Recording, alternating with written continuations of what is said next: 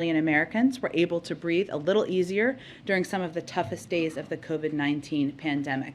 Today, America is stronger than we were a year ago, and we will be stronger a year from now than we are today. However, as our administration recognized in recently extending the COVID-19 national emergency, we are still recovering from the pandemic and the unprecedented economic disruption it caused, which is, of course, is the root reason for this extension. In order to enable Americans to continue to get back on their feet after two of the hardest years this nation has ever faced, we have announced earlier today, of course, the extension of the pause on federal student loan repayments through August 31st of this year. That additional time will assist borrowers in achieving greater financial security and support the Department of Education's efforts to continue improving student loan programs. Also would note, one note on the COVID funding bill. We have made clear for months about our funding needs. And at every step of the way, we've provided the details that Republicans have asked for, even when they've asked for has changed in real time. I have a little prop here. I'm just going to call him Vanna over here. Thank you. This is Kevin Munoz.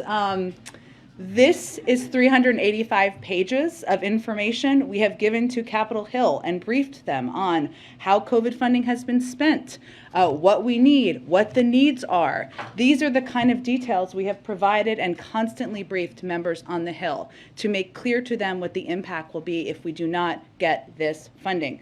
You can have access to this for a prop if you would like it as well. We'll make copies for you. Thank you. Thank you. Okay. But unfortunately, as we've gone through before, going back to January, we've worked going back to January with members of Congress, Democrats and Republicans on the funding needs. We've hosted dozens of briefings.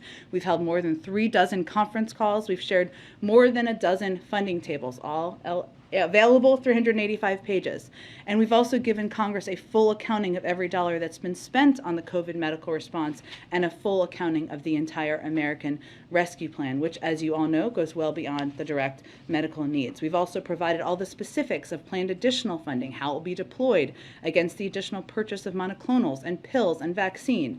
And unfortunately, even after Senate leadership agreed upon a pared down bipartisan bill, Senate Republicans decided to move the goalposts yet again and force amendment votes on something completely independent of our COVID response needs. And at this point, the question we have is whether Republicans are acting in good faith to provide the resources we need to save American lives, or if they are just playing politics. The virus is not waiting for Republicans in Congress to get their act together. We know BA2 is here. We know that it is more transmissible. We know that it is leading to increased cases, and we know we're already seeing an impact on our resources.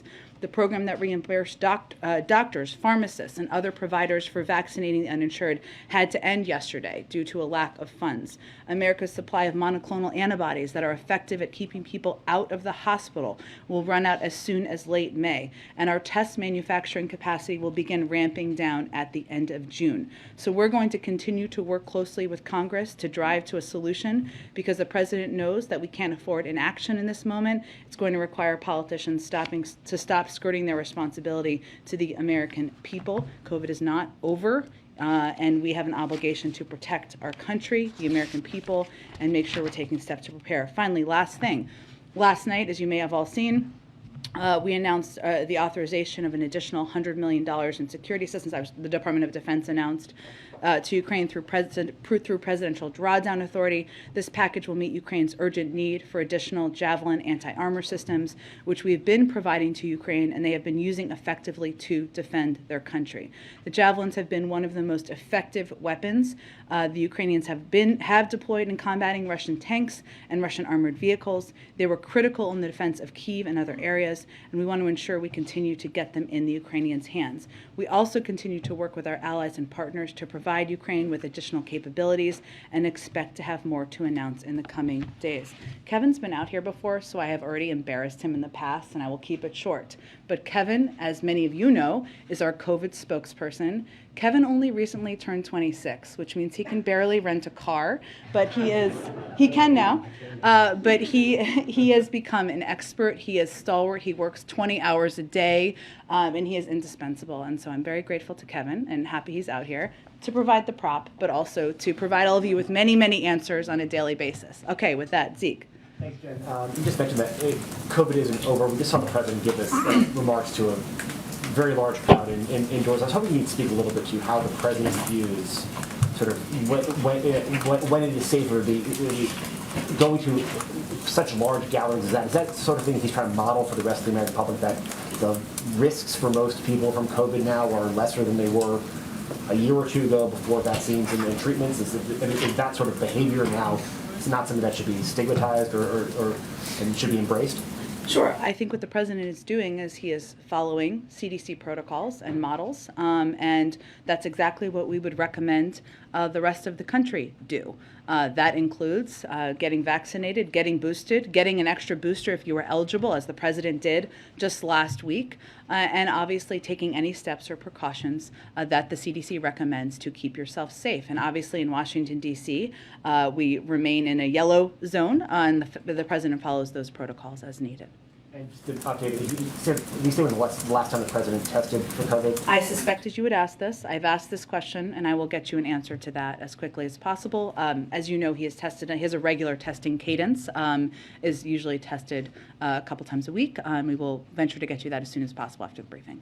And on a different topic, the U.S. today sanctioned a number of Russians, including Vladimir Putin's daughters, as well as some other senior officials. I was hoping you might be able to speak a little bit about sort of the administration's thinking about when are family members of Russian oligarchs and Russian government officials sort of fair game for sanctions, and how you've weighed, you've described the distinction between minors and adults in this case, with sort of, collective punishment or trying to prevent them from harboring assets with, people who are not necessarily involved in the decision making in Ukraine, but sort of maybe benefit from them. Well, we've seen a pattern over time of President Putin and Russian oligarchs stash assets and resources in the bank accounts and of their family members. And so this was an effort to get at those assets, and that's why these individuals were sanctioned. But why the distinction then between minors and adults? Well, again, we look at where assets may be stored and stashed and make a decision and an assessment on what's appropriate. Go ahead. The New York Times has a verified video that appears to show a group of Ukrainian soldiers killing captured Russian troops outside a village just west of Kyiv. Has the White House seen these videos? Do you have a response? Is this something you're investigating? I have seen the video. I don't have any confirmation or validation of the video or the report. And so far, the administration, or the U.S. has spent about $2 billion since the beginning of this invasion. Obviously, you've said the U.S. is committed to doing everything it can to help Ukraine in this fight. But if General Milley is correct in what he said yesterday, that this really could go on for several years, are these numbers sustainable over the long term? Can you keep up at this pace? Well, I would say first, just to reiterate what General Milley said, and the president has also been clear, that there are tough days ahead for the Ukrainian people.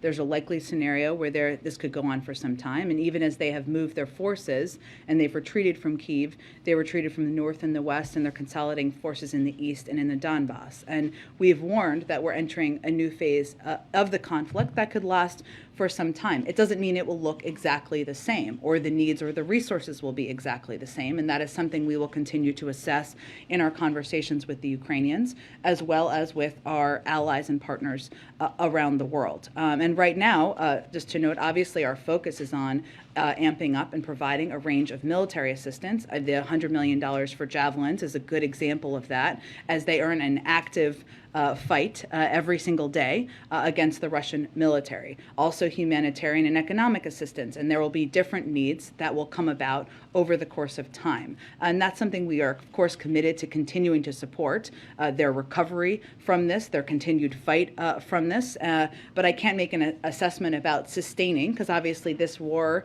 and the needs will change over the course of time. And if this is a really protracted, prolonged conflict, given what the Treasury Secretary said today, sort of warning of the enormous economic repercussions of this war for the whole world, what does this mean for the economy in the U.S. for the next year or two? Can you just give us sort of a big picture what Americans should be bracing for?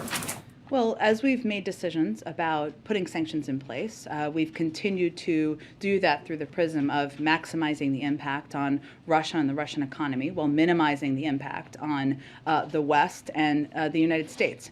Obviously, there are areas where there has been an impact, including on the price of gas, and you saw the Federal Reserve convey today the impact of the Russian invasion on inflation, and we know that to be the case. But what we're trying to do is mitigate those impacts. And obviously, not just the announcement of the release from the Strategic Petroleum Reserve, but the announcement by the IEA today is the largest release that they have ever done in history. And all of these are part of our collective effort to mitigate the impacts on the American people over the course of time. Even the length of time of the release from the Strategic Petroleum Reserve, meant to be a stopgap measure or kind of a bridge measure to get to the point where oil companies could produce more, is intended to have a mitigation impact over the course of time. So what we're doing is anticipating and trying to take steps to reduce the impact on the American people over time.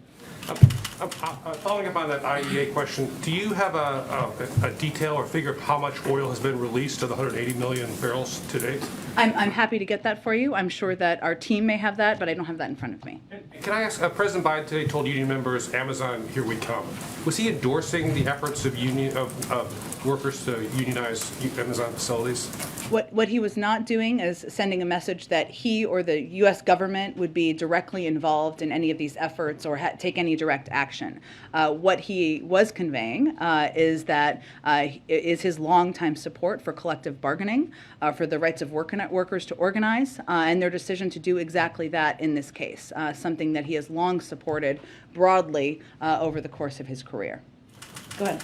Just back to the issue of the sanctions that are being imposed on Putin's children, obviously sanctions against him as well. Does the U.S. have a rough estimate at this moment in time of how much of his assets are tied up versus what he still might have access to? I don't have an assessment to offer from here on that. But we know that we've seen attempts and efforts to stash assets in the accounts and resources of his children. A senior administration official earlier today was raising the question of Putin's endgame, that at some point he would presumably recognize that this war has been a failure for him. Given some of the scenes that we're seeing in places like Bucha and Mariupol, does the U.S. believe that he is any closer to realizing that reality today versus a week ago, a month ago? Well, remember, the scenes we're seeing in Bucha are from events and atrocities that didn't happen yesterday. They happened some time ago, right? And there will be more of those, which our Secretary of State and our National Security Advisor have also predicted, unfortunately, because there are a lot of areas of the country where Russia has invaded and committed atrocities, no doubt, which we have not yet had visual access to. I would say that I can't make an assessment for you from here on what is in President Putin's mind. What we do know is that because of the impact of the economic sanctions, including the ones we have taken today and steps we've taken over the course of time, we have seen an unquestionable significant impact on Russia's economy. And that has led to this question now as a result of the decision around whether or not they would be able to make a bond payment earlier this week, that they will have to decide whether they are going to spend down dollars and resources they have to avoid default, or whether they're going to continue to spend that money in funding the war. And that is a part of our objective, is to force them into a place where they are making that decision. But we've seen Russia's economy collapse by 15%, wiping out the gains it made in the last 15 years. Inflation is spiking up to 15%. Russia is set to lose its status as a major economy. And our objective is to implement those consequences, to make it much more difficult for President Putin to fund the war, and we're seeing the direct impacts of that already, and to make it clear that this was a strategic blunder. And we're already seeing those impacts on the economy. How that impacts him, and that is not something I can predict in terms of getting into his mind. What is the administration's current assessment of what Putin's endgame is? And does the administration believe that that may have shifted since the beginning of the invasion? Well, I would say that one, while they have moved their troops around and repositioned, we have not made, and they haven't made many airstrikes in the last 24 hours, according to the Department of Defense and their briefing, which you may have seen, or their backgrounder. We also know that their goal remains weakening Ukraine as much as possible. And we should be under no illusion that that objective hasn't changed, even as their tactics have changed. Go ahead. Thanks, Jen. The president today, as he was talking about his vow to stand by Ukrainians, added a line, and by the way, if I've got to go to war, I'm going with you guys. Can you clarify what that meant? He has no intention of sending troops to the ground or fighting a war between with the U.S. forces against Russia. That was a reflection of his long love for labor unions and members of labor unions and the building and trades workers who were there and people that he would always love to be in the foxhole with, not an indication of a change in U.S. policy. He also referred to that heated exchange we saw that involved Secretary Austin, and he said, with regard to Ukrainian troops, we've trained them and we've given them the weapons. Can you clarify what he meant by we have trained them? What training was he talking about? Well, there was some time ago training, and we have provided them, obviously, a range of weapons over time. What point he was making is one Secretary Austin made yesterday. Without the extensive military assistance that we have been providing the Ukrainians, the security assistance, over the course of the last several weeks and even months before that, $1.6 billion worth, maybe a little higher now after the $100 million last night, they would not have been able to effectively fight back as they have. And how it has basically worked is they have requested a range of assistance. We go through and see what we are able to provide. We often work with partners and allies to provide assistance we don't have access to here, and then we expedite the delivery of that over the course of time, whether that is javelins, stingers, or a range of materials that the U.S. military has determined they're not only trained on, but has been effective in fighting this war. But aside from the physical resources, what training was he talking about? What was the latest training the U.S. troops have done? There's not new training to report out to you. What he was really emphasizing, and the important part here, is what Secretary Austin was also talking about, is the military equipment that has been provided that has allowed them to fight this war. And one more on sanctions. You've said a couple times now that the U.S. sanctioned Putin's daughters because there's reason to believe Putin has stashed his wealth with them. Does that mean that the U.S. has some information about where the billionaire daughters are stashing their wealth? I don't have any more to provide to you from here. We make assessments about where to implement financial sanctions to get close to not only the assets of President Putin, but those around him. And we have seen a long pattern of using relatives and family members to stash wealth. Go ahead. Thank you, Jen. First, on immigration, our team in Texas is saying that you guys are starting to give smartphones to border crossers, hoping that they'll use the phones to check in or to be tracked. Which part of that is supposed to deter people from crossing illegally into the States? Well, I think you, of all people, since you've asked me a range of questions on this topic over time, would recognize that we need to take steps to ensure that we know where individuals are and we can track and we can check in with them. The Alternatives to Detention program is just what we utilize, has 3 unique forms of technology to monitor participants enrolled in the program. Telephonic, this is one of them, which uses a participant's voice to create a biometric voice print during the enrollment process. And when the participant has a check-in call, their voice is compared to the voice print. Smart Link, which is another option, enables participant monitoring via smartphone or tablet using facial matching technology to establish identity. And Global Positioning System monitoring is of a participant's location and movement history using satellite technology through an ankle bracelet. This is all part of our effort as individuals come into the United States and individuals who are entering, who will proceed to immigration proceedings, to monitor and track where they are. With the telephonic, though, any concern by folks around here that these migrants will take the phones and just toss them? And then, Do you have a record of people throwing phones away? I'm just asking if that's a concern. Our concern is ensuring that individuals who irregularly migrate to the United States proceed through our process of, of course, being monitored, but also participating in hearings to determine whether or not they will be able to stay. I would note that nearly 80% of non-citizens released at the border from DHS custody under prosecutorial discretion have either received a notice to appear or are still within their window to report. So actually, the vast majority of people are appearing. In part, we have these monitoring systems in order to do that effectively. Okay, on another topic, was it common for President Biden to do favors for Hunter Biden's international business partners, like writing college recommendations for their kids? I've seen the report. I have no confirmation or comment on a report about whether or not the president, when he was a private citizen, wrote a college recommendation letter for an individual. A college recommendation letter, though, from, at the time, a former vice president would be a big deal. So do we know what the president might have gotten in return for doing a favor like that? Again, I have no confirmation of any recommendation letter the president wrote when he was a private citizen, by the way, not serving in public office. That's even the report. But he's the president now, and you're his spokesperson. Correct. And he was not the president at the time of this report. So there's evidence that the president at one point was office mates with Hunter and his brother Jim here in D.C. It's not accurate. That is not accurate. So when Hunter Biden is emailing a landlord, please have keys made available for new office mates, Joe Biden, Jill Biden, Jim Biden, that you're disputing. They were not office mates, no. They were not office mates, okay.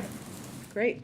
Go ahead. Thanks, Jen. On student loans, briefly, you were sort of asked about this yesterday, but I just wanted to come back to it. So as people plan for the future, should borrowers expect that after August 31st they'll have to repay their loans, or is there a chance that it could be further extended after August 31st? We'll continue to assess, and what we look at, well, of course, the economy is in a better state than it was a year ago, and we have a strong recovery. We also understand that there are a range of impacts that are still longer lasting because of the pandemic, including the impacts on costs and inflation, and this is part of the president's effort to help alleviate that, as was the family glitch announcement of yesterday. So we'll make an evaluation. The Department of Education will look at that on a range of factors as we get closer to that timeline. And has the president at this point ruled out the possible executive level cancellation on a wide scale of student debt? He has not ruled out, but I don't have any update on that. And I would note that, again, he would encourage Congress to send him a bill canceling $10,000 in student debt, something that he talked about looking forward to signing on the campaign trail. Just really briefly, Yeah. on the G20, Yeah. Secretary Yellen said today that that the U.S. might not attend meetings if Russians are there. Is she implying that these would just be individual meetings, or would it be a kind of broader scale boycott of the G20 in Bali?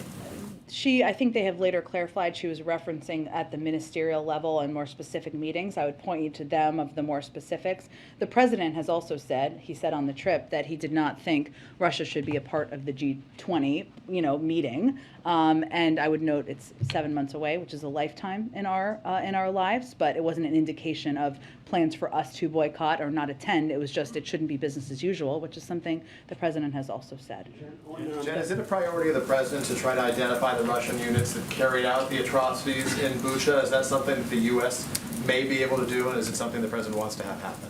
We will continue to assist in every way possible with these efforts to track down data, additional information, and contribute to the international effort to do exactly that. Let me ask, if I can, a couple other questions that made news today. A judge has just issued the first outright acquittal of a defendant charged in the January 6th Capitol riot. This was a New Mexico man, Matthew Martin. He was acquitted on some misdemeanor charges by the judge. This man had claimed that he thought police allowed him into an entrance near the Capitol Rotunda. Does the White House have any view now that that case has been adjudicated? I don't have any specific comment on that case. We continue to support the efforts of the January 6th Commission and all of the members in trying to get to the bottom of what happened that day to prevent it from happening in the future. Well, let me go back to one last question as it relates to what's happening in Russia. The U.S. still doesn't have an ambassador to India. It appears increasingly clear that Los Angeles Mayor Garcetti doesn't have the votes right now to be confirmed.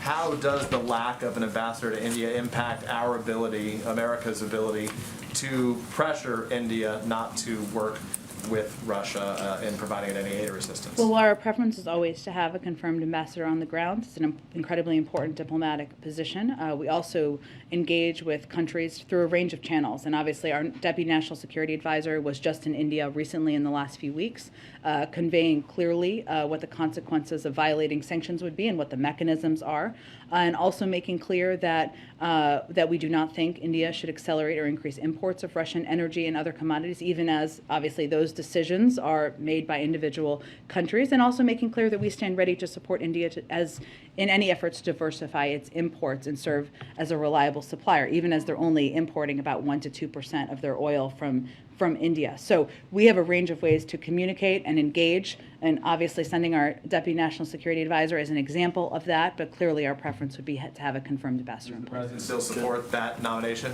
He does. Go ahead. The Russian ruble has been on the rise. Viktor Orban in Hungary said today that he'd be happy to pay for Russian gas in rubles and that he's happy to buy more Russian gas.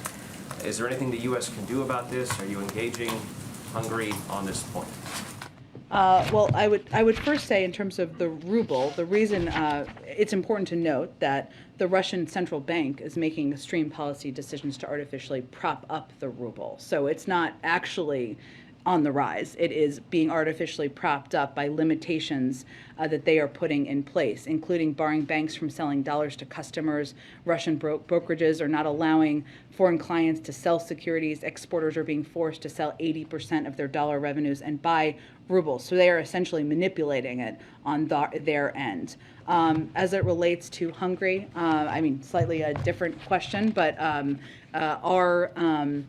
obviously there was the recent election, as you noted, of Viktor Orban. I would note that our Hungary is a NATO ally, continues to be. We continue to cooperate on a range of bilateral and shared global interests, including on NATO defense and on humanitarian assistance.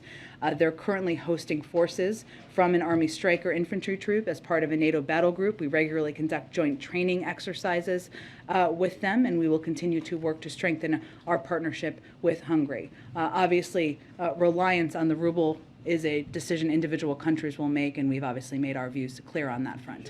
So you have engaged Hungary on this question? That is not what I conveyed. I just conveyed they're a NATO ally. Go ahead. Can we go back to the sanctions? As they were announced this morning, the Sberbank and the Alpha Bank sanctions, I believe, exclude energy. They're full blocking sanctions excluding energy.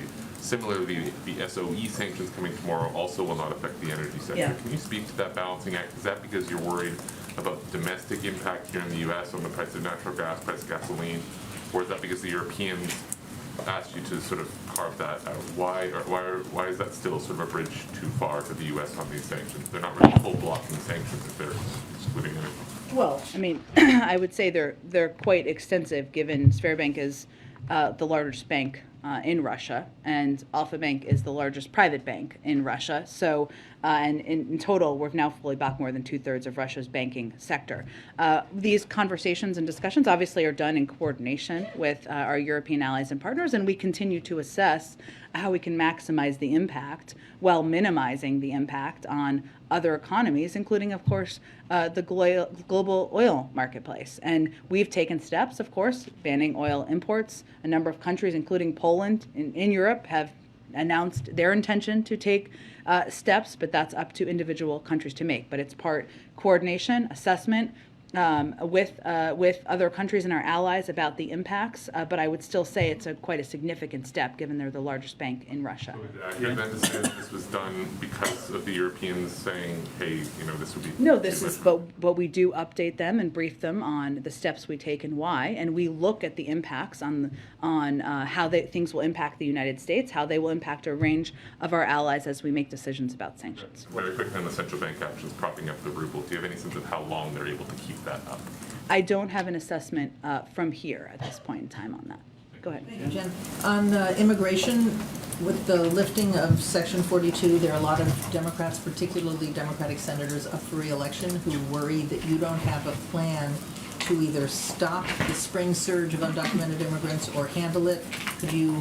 What do you say to those Democrats? Well, I would first say that Title 42 is not an immigration measure. It's a public health measure, and one that Congress has given the CDC authority to make a decision about. And we respect that and think that's absolutely right. This is why the president proposed an immigration bill on his first day in office, and we would certainly welcome efforts of anybody to work with us on that. But as we're implementing this over the course of the next 5 weeks, if I'm doing my math correctly, we've also surged resources from the Department of Homeland Security, and we will continue to take additional steps to implement and make clear that this is not the time to come, that there will still be significant measures put in place for anyone who tries to irregularly migrate to the United States. Do you feel that what's your goal and what do you expect, what impact do you expect to have on the spring surge with those kinds of measures? I would really point you to the Department of Homeland Security to make any projections of that, because we have not made any projections of what it will mean in terms of the ending of Title 42 either.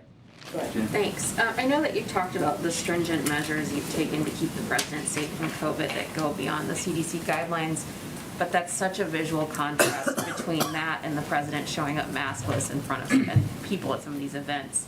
So how do you make sure that you keep that protection bubble around him? I'm sure you feel like you're asked to explain this ad nauseum, but the bubble's looking pretty porous lately. So how do you keep that sort of enforced? I would say first that we continue to take measures that go beyond what the CDC protocols are. That includes ensuring that everybody who's going to see the president in a meeting is tested in advance. Or if you're traveling with the president, you're tested in advance.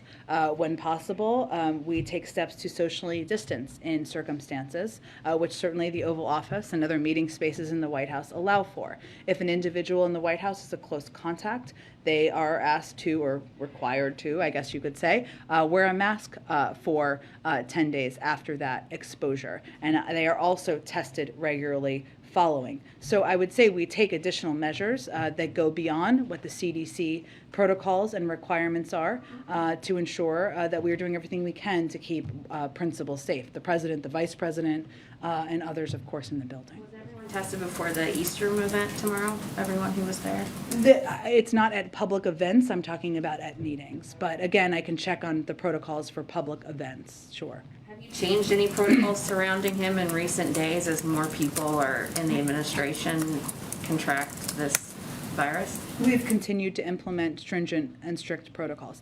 I would note that even as we're looking at, with BA2, a very transmissible variant, as we all know, and our public health officials have told us, we've seen an increase in cases, right? In the country, in the region, among the press corps, and certainly in the White House. But it is not, at this point, what we saw during Omicron. And what the steps we have taken here, including a policy put in place to ensure that return to work was part of our policies in the federal government, are meant to ensure that can continue to be the case. And even while we have individuals who are out with COVID, everyone here is required to be tested, highly recommended to be boosted. People who are out because of that, the vast majority have mild cases and are continuing to work from home. And obviously, we are continuing to implement the return to work policy and feel we have the measures necessary to do that. So what's the clearest version of the message that you're trying to send to Americans about living with this virus, even as infection rates rise? I mean, that it's not the end of the world if you get it, if you're boosted? I mean, is that the message you send through the president who's maskless in front of hundreds of people, that this isn't the end, that we have to live this way? Is the message we're sending is to follow the CDC protocols and guidance for where you live. The president does that. He did an event in Washington, D.C. today where it does not require mask wearing. There are other parts of the country, as you know, where he's traveled and he has worn a mask, where that has been the recommendation. Our protocols also here, we would certainly project this to the American people, are that getting vaccinated and getting boosted, and if you are immunocompromised or you're over a certain age, getting your next booster is certainly a way to help protect yourself. That's something the president has done, and every member of the senior staff and White House staff has done and will continue to do, although some of us are teasing the people who are over 50 that we're not old enough yet, but that's a sidebar. When we are, we will be doing that as well. So it is to follow the protocols and to recognize that the statistics show you are significantly more likely to be hospitalized and even to die if you are not vaccinated, if you are not boosted. And yes, we are living with COVID-19. We are continuing to fight it. And our biggest message right now is that we need the resources from Congress to continue to have to ensure we have programs for the uninsured, that we can provide treatments for immunocompromised, that we can make sure that we have testing mechanisms and booster mechanisms, and we're at serious risk of those programs not being able to continue. Some haven't, obviously. Go ahead, Karen. Jen, just to follow up on something you said to Mara, the Title 42 question, you said that the administration will be taking additional steps to make clear this is not the time to come. That was, of course, a pretty explicit message from the president and others last year, do not come. Is that still the message on May 24th? Yes. And a follow-up to that, as the U.S. moves to end Title 42 in May, are there discussions now, or is there any update you can give us on ending the testing requirement for re-entry into the U.S. for people traveling here? I don't have any update on that at this point in time. That's something we will continue to evaluate. Thank you so much. I have a follow-up on sanctions and energy. Sure. The European Union said yesterday that they are paying Russia every day little more than $1 billion for gas and oil. How long can this go on, in the president's view, without undermining the collective effort to punish Russia? Well, I would say that we continue to believe that it's up to individual countries to make assessments about what additional measures they will be put in place. While we are focused on continuing unity with our NATO allies and partners and our European partners, it does not mean that it is always identical, and different countries have to make their own assessments. What we've also tried to do is take steps to ensure there are other options to reduce dependence, even if it's a small percentage, and if there's a varying, as you well know, degree of reliance for these countries you're referencing on Russian oil, and some of them have taken steps to convey they want to reduce or end their dependence or import of Russian oil, and that's something certainly we'd support and play any constructive role in helping expedite. Jen, again, American Catholics. I'll come around to you in a second. Follow up on the question about Hungary. Are there any plans to engage with them about this particular topic of paying in rubles at any level in the coming days or weeks? I'm happy to check with the State Department and see if there's any plans for engagement about it. Okay, Jen, again, American Catholic. Thank you. You've talked about the increasingly bleak picture of Russia's economy. Over the years, public reporting has shown that white supremacists and other domestic extremists have developed an affinity for Russia. Is there any concern that as the Russian economy continues to degrade, that Russia might try and inspire domestic extremists, domestic terrorists to commit acts of violence on American soil in retaliation? It's an interesting and scary question. I don't have any prediction or assessment of that, nor have I heard a prediction or assessment of that from our national security experts or the Department of Homeland Security. I'm happy to check with them and see if there's anything on that front. Jen, again, please. Yes. Oh, go Jen, ahead. okay, all right, Jen. So an American Catholic nun has been abducted, happened Monday night, by gunmen in Burkina Faso in Western Africa. Her name is Sister Sue Ellen Tennyson. She was doing missionary work there. Is the White House aware of that by any chance, her abduction? I'm happy to check with our national security team and the State Department. Obviously, they would have purview over any steps to bring Sister, tell me her name again. Sister Sue Ellen Tennyson, and she's working in Burkina Faso in Western Africa. Sister Tennyson back, who clearly was doing incredible work, humanitarian work, it sounds like, on behalf of the people in Burkina Faso. I will check with the State Department and see if there's any updates on this specific case. Go ahead. Thank you, Jen. Oh, okay, all right. Okay, go ahead, Patsy, go ahead. Okay, thank you, Jen. I want to follow up on what you said yesterday about the lack of global COVID funding. And you explained it essentially means that the U.S. cannot turn the doses that you already have into shots in arms. And I believe that the U.S. has already purchased the 1.2 billion doses that is pledged. And out of that, there is about 680 million that haven't been delivered. So my question then is, what will happen to those doses? I know, like, possibly you already have funding for delivery, the cold chain storage, training people, and so on. But what happens to the rest of it when you are unable to turn those vaccines into vaccination? Well, we're not quite there yet, and our hope is that we will be able to turn them vaccines into vaccinations. But as you know, it's not just an issue of vaccine doses. It's the know-how, it's the capacity, it's the tools and mechanisms to be able to store, deliver, implement getting shots into arms in a number of these countries, which is why a number of countries haven't even been able to accept the doses that we've been able to offer offer because of that know-how, and that is part of the program that is so essential to fund through USAID and other of our international bodies to do exactly that. But we're not quite at that point. We're going to continue to press for international funding, just like we are going to continue to press for domestic funding, because we feel it's important and imperative that we continue to be the arsenal of vaccines around the world. A sense on how you want to do that? Is the goal to push for a separate package on global COVID funding? I'm not going to get ahead of where we are. Obviously, it was disappointing, to say the least, that the package did not move forward despite an agreement on that yesterday afternoon. But what I'm here to convey is that this funding domestically and internationally is imperative. It's urgent, and we're going to continue to press for all of it. I have one more question on Dilip Singh's visit to India, which was also partly to go on a listening tour for the Build Back Better World that was actually scheduled to be formally launched early this year. So if you can give us an update on that, why is it not launched yet? And at this point, do you feel that it is with the projects, with the listening tours, with the pilot projects that are being planned, is it robust enough to be introduced to the world as a viable alternative to China's Belt and Road Initiative? As you know, the president has used his own time to talk about Build Back Better World and how important it is to our efforts to rebuild infrastructure without the strings attached around the world.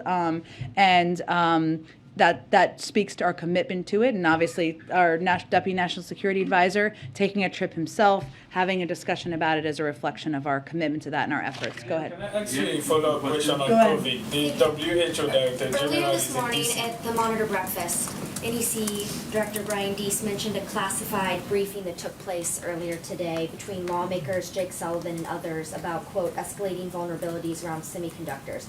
Can you tell us more about this meeting, and was it an effort to get Congress to hurry up on the reconciliation of the two related bills? Well, I can't speak to the specifics of a classified briefing.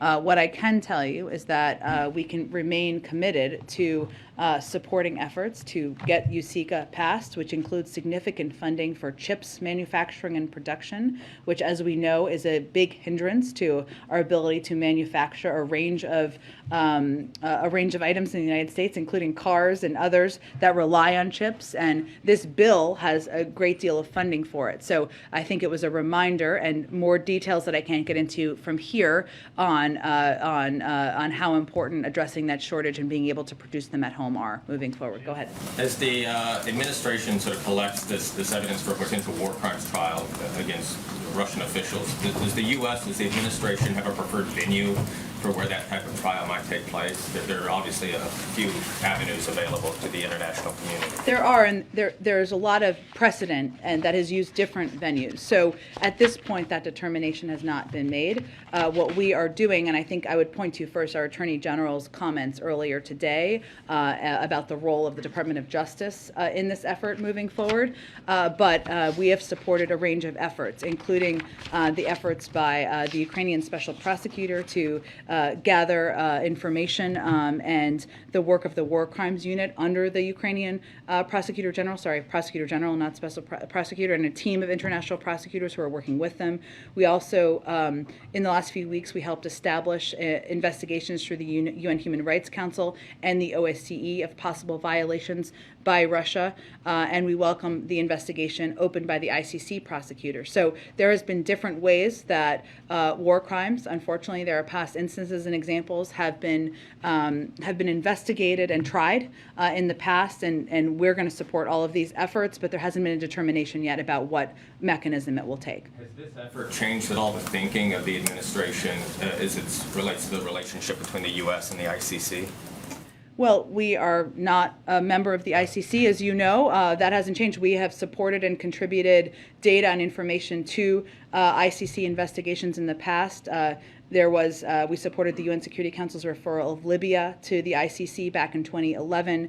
And if you look back to 2004, we also provided data and information to the ICC investigation of Darfur. So there is past precedent, even as we have not been members of the ICC. Go ahead. Thank you, Jen. A couple of follow-ups. When the president said that the U.S. was training Ukrainians, was he talking about training that had occurred during his administration? I don't have any other additional details. What he was really making a point about is what Secretary Austin said yesterday, which is that without the extensive and robust military assistance we have provided, the Ukrainians would not have been able to as effectively fight and push back on the Russian invasion. He said, Amazon, here we come. You said that he was generally expressing his support for the right to unionize. Moments later, though, news broke that the SEC was beginning an investigation of Amazon. Was that a coincidence? No relation. SEC is an independent agency. Was he aware that there was an investigation? Not that I'm aware of. And then one final one. This administration has sent everything from medical supplies to laser-guided rockets to the Ukrainians right now. While this administration is making them more lethal, is the thought that we are bolstering their defensive capabilities, or is the administration confident that we are bolstering their offensive capability to, in fact, expel Russia from their borders? Well, their country is being invaded, so it's all defensive. They're defending their sovereign country and the territorial integrity of Ukraine using these weapon systems that the Department of Defense has long categorized as defensive systems. You wouldn't go invade another country with a lot of these systems, the vast majority of these systems. That's not how you would go about it. And obviously that is not what they're doing. They're trying to protect their own people, their own cities, their own innocent civilians who are being invaded by a foreign power. Okay, let me do one more in the back because I never get to the Huffington Post, and today is the day. Actually, there was a recent report that the president had expressed some frustration that the former president had not been charged. Without getting to the details of that, there are lots of people being charged with obstructing an official proceeding, meaning the January 6th certification. Well, the former president was doing that openly, and his administration was doing it. Why wouldn't you charge him, and why hasn't the president come out and said that, if that's the case? Well, first, I've never heard the president say those words or say that phrase that was reported, and I know Ron Klain said something similarly, so I don't know.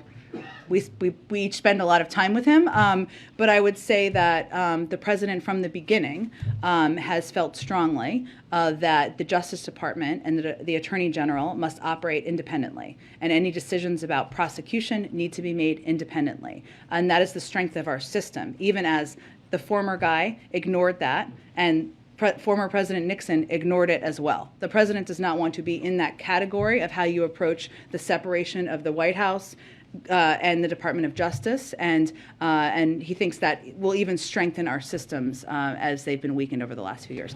Okay, thanks so much. All right, everybody. See you tomorrow.